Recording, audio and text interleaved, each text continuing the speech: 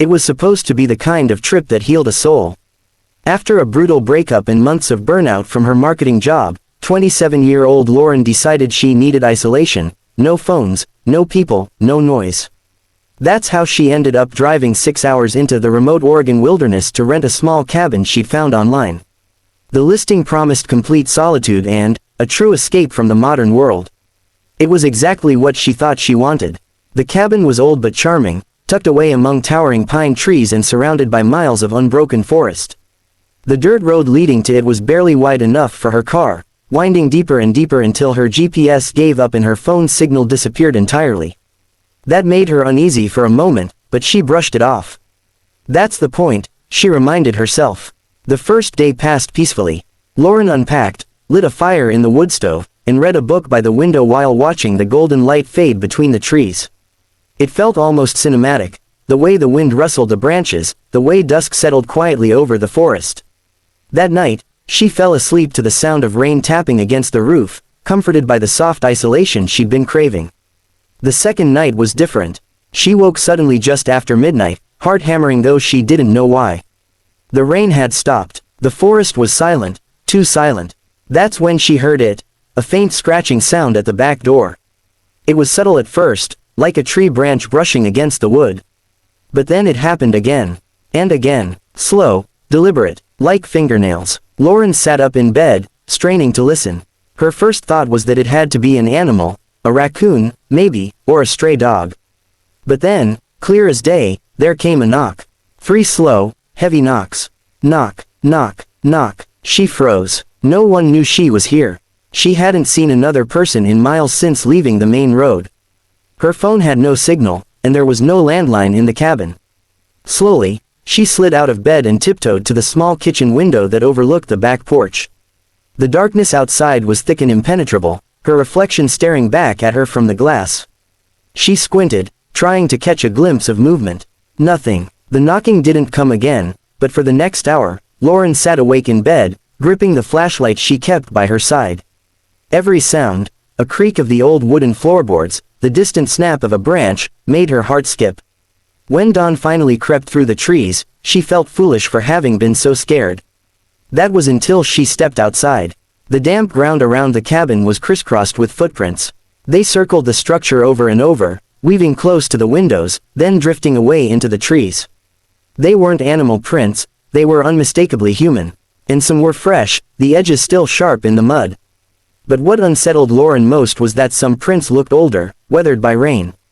Whoever had been there, had been coming back. She considered packing up and leaving then and there, but a stubborn part of her didn't want fear to ruin the trip. Maybe it was a lost hiker or a hunter passing through. Maybe they had left. She spent the day reading and hiking near the cabin, though she found herself glancing over her shoulder more than once. That night, as darkness swallowed the forest again, she tried to convince herself she'd imagined it. She locked every door and window and climbed into bed early. The scratching returned just after 1 a.m. Louder this time, not at the door, at her bedroom window. Then came the slow footsteps circling the cabin.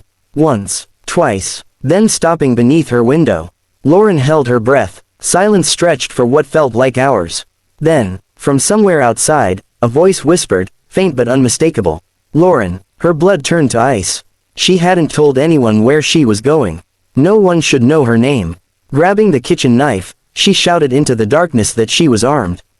The footsteps stopped. Nothing moved. Then, soft as a feather, something slid under the front door. It was a piece of paper, folded in half and damp from the rain. With trembling hands, she picked it up and unfolded it. Scrawled in messy, uneven handwriting were 3 chilling words. You shouldn't be here. Lauren didn't wait for morning. She grabbed her bag, bolted into the night, and sped down the dirt road until the cabin was nothing but a memory in her rearview mirror. Days later, when police searched the property, they found no footprints, no note, nothing unusual. But behind the cabin, buried among the trees, they discovered a small wooden cross planted in the earth. Carved into it, with deep, jagged letters, was Lauren's name. The autumn of 1998 was unseasonably warm when brothers Michael and Sean decided to take a weekend camping trip deep into the Appalachian wilderness.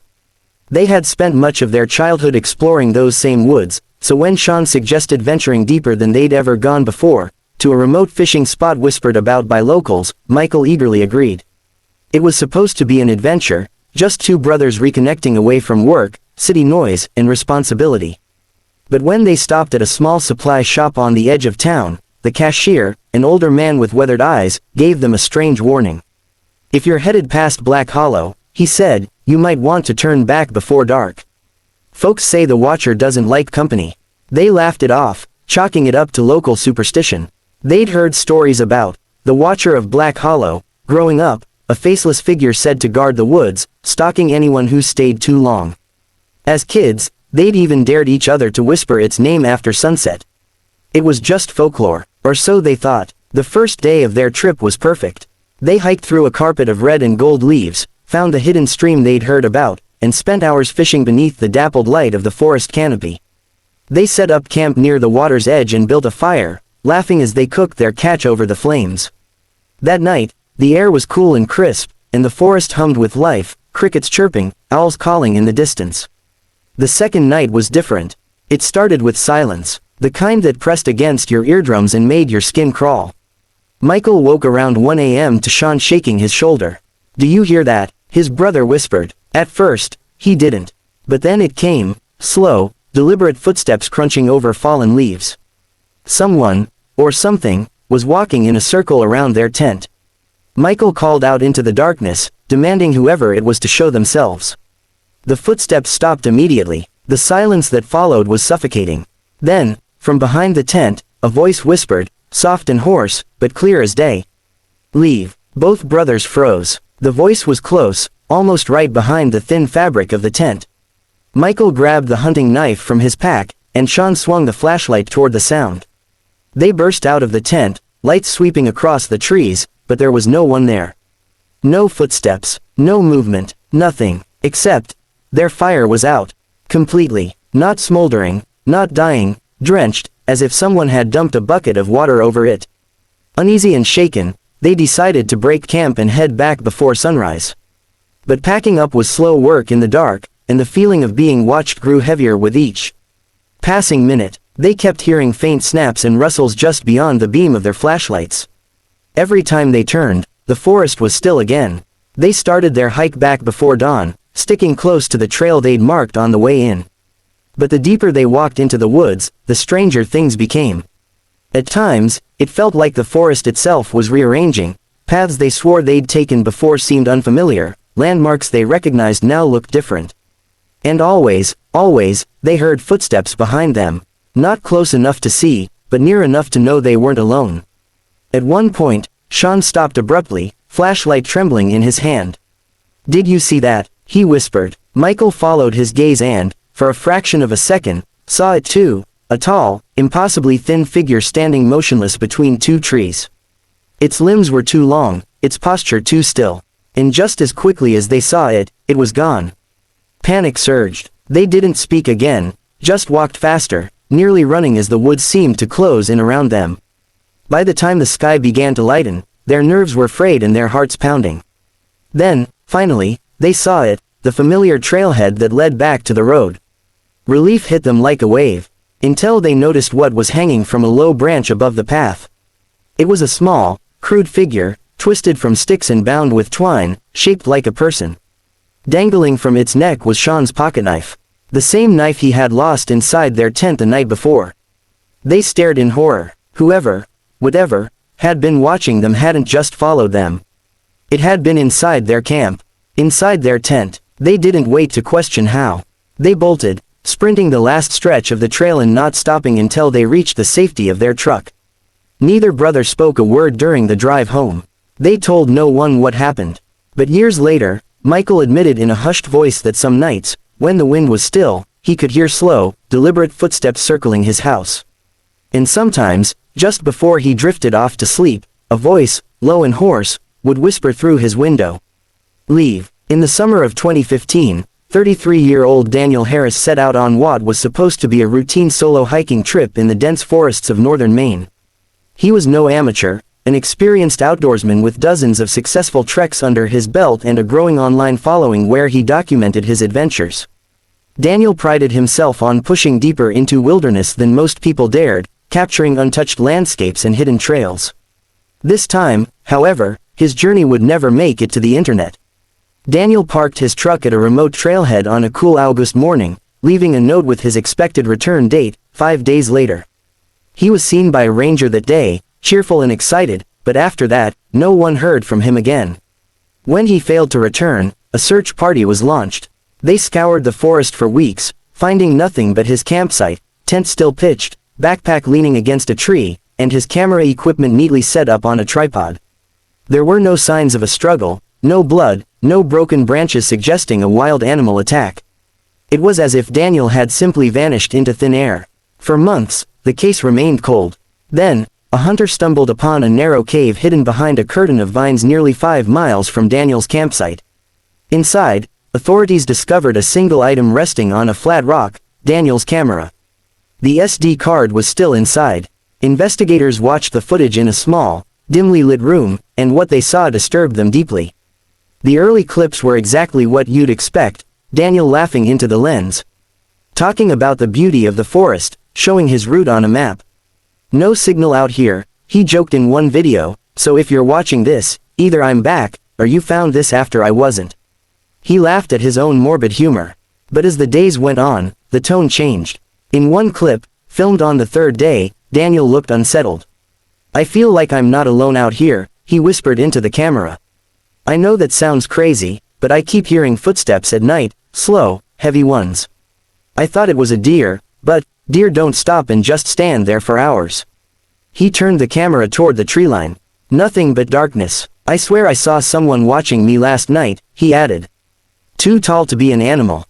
But when I shined the light, it was gone." The next few clips showed Daniel growing more paranoid. He began filming short, frantic updates. "It's not animals. I heard breathing outside the tent. I yelled, nothing. But when I checked, my gear had been moved." In another, he held up a small, crudely carved wooden figurine he said he found hanging from a branch above his campsite. "This wasn't here before," he whispered, glancing over his shoulder. "Someone's messing with me." Then came the final video, one that investigators replayed dozens of times, each viewing more unsettling than the last. It begins with Daniel's face illuminated by the faint glow of a flashlight. He looks terrified. "They're outside," he whispers, voice trembling. "I can hear them moving. They've been circling the tent for hours. They whisper sometimes, but I can't understand the words." A noise cuts through the silence, a sharp, heavy rustling just beyond the camera's reach. Daniel spins toward the sound. "Who's there?" he shouts, but the only response is more rustling, closer now. The camera jerks wildly as Daniel bolts into the woods, panting heavily as branches whip against the lens.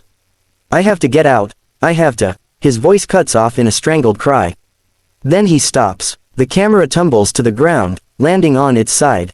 For several seconds, nothing moves. Only Daniel's ragged breathing can be heard. Then, faintly, another sound, breathing, but not his. Slow, calm, deliberate. And then it steps into view. Bare, filthy feet, long, emaciated legs. The figure bends down slowly, unnaturally, until its face hovers just above the lens. Pale, expressionless, eyes so dark they look hollow. It tilts its head as if studying the camera, or the viewer, and then, without warning, the screen goes black. That was the last anyone saw of Daniel Harris. The footage remains locked away in evidence, and the case is still officially open, though no trace of him has ever been found. Experienced search teams combed every inch of the forest, but there was nothing, no body, no clothing, no sign he was ever there. And yet, hikers who wander too deep into those woods still report unsettling encounters. They speak of a gaunt, silent figure watching from the shadows, of distant, labored breathing that follows them as they walk. Some even claim to hear frantic footsteps running deeper into the forest, footsteps that sound eerily human, as if someone is still trying to escape. Some believe it's Daniel, others think it's the thing that took him. Either way, one truth remains: in the deepest part of that main forest, something watches, and it doesn't let people leave.